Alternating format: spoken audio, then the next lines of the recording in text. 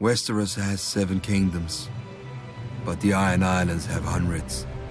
Every ship on the waves is a kingdom, and every captain on his deck is a king. The mainlanders will bow to a man whose only claim is dropping out of the right cunt. But the Ironborn spend their lives at sea. We know that if a captain is weak, his men drown. If he's foolish, his men drown. But if he's strong, his men carve their names into the world with blood, steel, and song. Any man with a ship may claim the Salt Throne, but the rest of the Ironborn have to give it to him in the Kingsmoot. Our priest claimed the first king of the Iron Islands was the Grey King, who ruled over the sea itself in the dawn of days. He took a mermaid to wife and stole fire from the storm god, and carved the first ship from a demon tree that fed on human flesh. When he died, his 100 sons slaughtered each other until only 16 remained. Since none could overpower the rest in battle, they came together and chose the strongest to be their king. And so began the tradition of the Kingsmoot.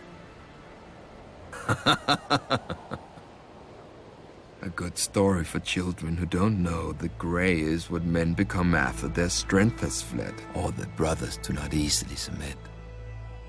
Over the centuries, the Kingsmoot has raised the greatest of the Ironborn. Corrid Horror, whose word was law whenever men could smell the salt air or hear the crash of waves. He sacked Old Town and defeated the River King, taking 3 young sons as hostages.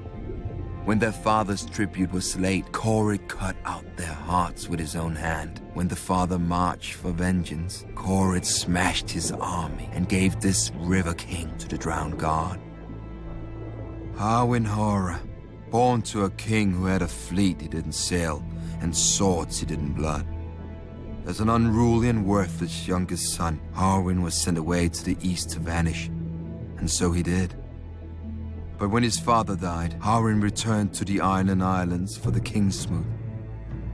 An elder brother objected, so an elder brother fell off a horse, and at the Kingsmoot no man objected. Harwin launched his father's ships for Westeros and took 10 times the Iron Islands from its weak lords, who never expected to face an Ironborn king as skilled on land as at sea. For Harwin had reaved with Eastern pirates and served with Eastern sellswords and learned more of war than the Ironborn could imagine.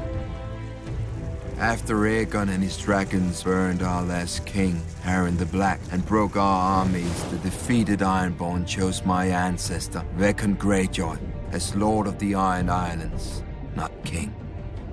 For centuries after, the Kingsmoot was a joke that the Ironborn didn't get. When a Lord Greyjoy died, the captains would meet and choose his eldest son to succeed him. Of course, they argued over it just long enough to show they weren't now like the very mainlanders they despised. Once more, we have a true king, my own brother Balon, who had the balls to seize the Driftwood crown, but not the brains to hold it. He is the first king the Iron Islands have had in centuries, and the fool would be the last. The Kingsmoot once chose him over me. They will not have that choice next time.